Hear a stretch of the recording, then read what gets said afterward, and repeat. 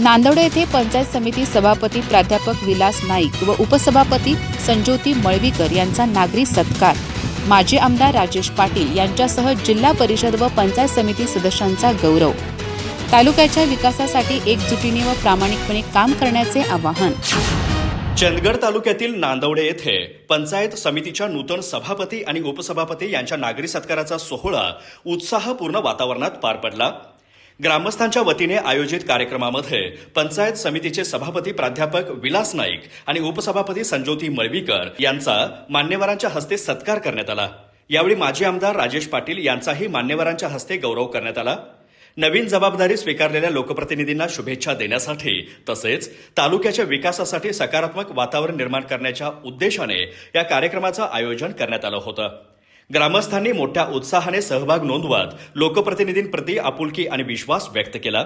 या कार्यक्रमात पंचायत समिती सदस्य पांडुरंग बेंडके, मधुकर आंबेवाडकर, प्रेमा हुलजे तसेच जिल्हा परिषद सदस्या रचना गावडे, विद्याताई पाटील आणि मानसी भोगन यांचाही सन्मान करण्यात आला।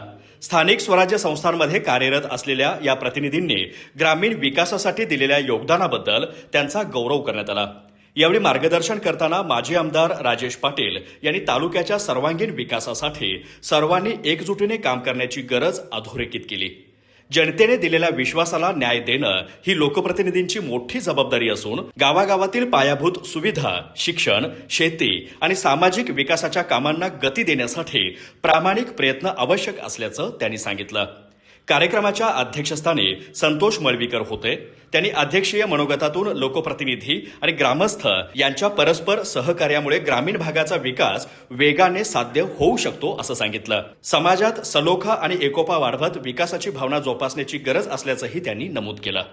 या प्रसंगी डॉक्टर नंदाताई बाभुळकर, भरमान्ना गावडे, कलापा भोगन, विलास पाटील, भिकू गावडे, विठोबा गावडे, महादेव प्रसादे, एस.एल. पाटील, राहुल गावडे, जगन्नाथ हुलजे, शहापूरकर, विनोद पाटील, नांदवडेचे सरपंच तसेच पंचक्रोशीतील ग्रामस्थ मोठ्या संख्येने उपस्थित होते। ग्रामस्थांच्या उत्स्फूर्त सहभागामुळे हा नागरी सत्कार सोहळा तालुक्याच्या विकासासाठी एकजुटीचा संदेश देणारा ठरला। अधिक माहिती आणि ताज्या घडामोडींसाठी आजच आमचे चॅनल सबस्क्राईब करा।